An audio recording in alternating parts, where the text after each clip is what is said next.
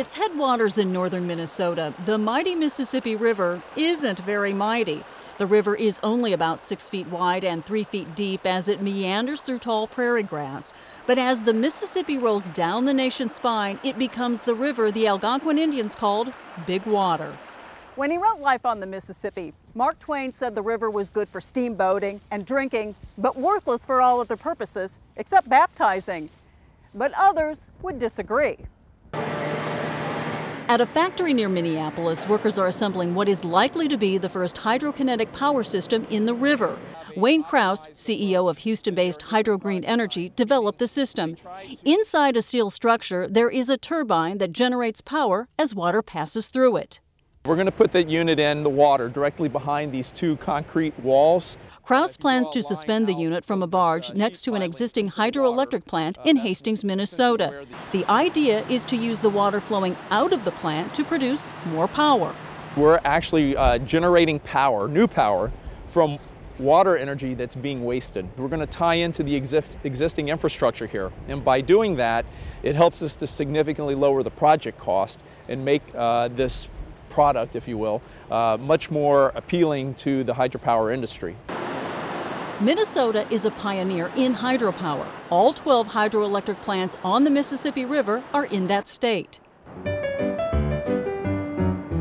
General Electric built the first one in 1894 in Minneapolis to power downtown streetlights.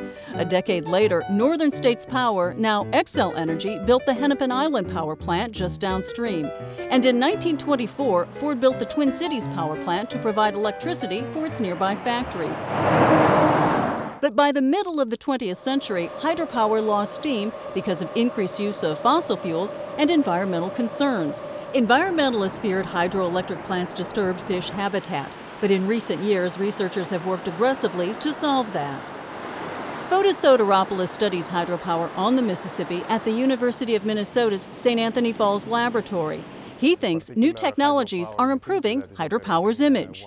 There is a lot of research that has gone in both from the hydropower industry and the US government through the Department of Energy to actually improve existing traditional hydro turbine design and make them fish friendlier. Now many power companies are looking at the Mississippi as a possible source for hydropower. 70 preliminary permits are in the works with the federal government to build hydropower systems throughout the river. Brookfield Renewable Power has some of them. It recently purchased Ford's Twin Cities plant and is making that power available to the public. It is also looking at other sites for new plants. But Chief Operating Officer Kim Osmars says a lot has to be done first. We look at construction costs of doing it. We look at the opportunities of moving that electricity to marketplace. We look at the requirements of the Corps of Engineers in terms of their structures and that. And we try to fit all of those variables together to make a solution that's environmentally acceptable, it's economic, and it's engineering sound. Selling the Mississippi as a power source to communities can also be a challenge. The city of Hastings owns its hydroelectric power plant, the one Krause wants to put his hydrokinetic unit near. Mayor Paul Hicks admits many residents were skeptical that the system could work. But now he says the community is behind the plan.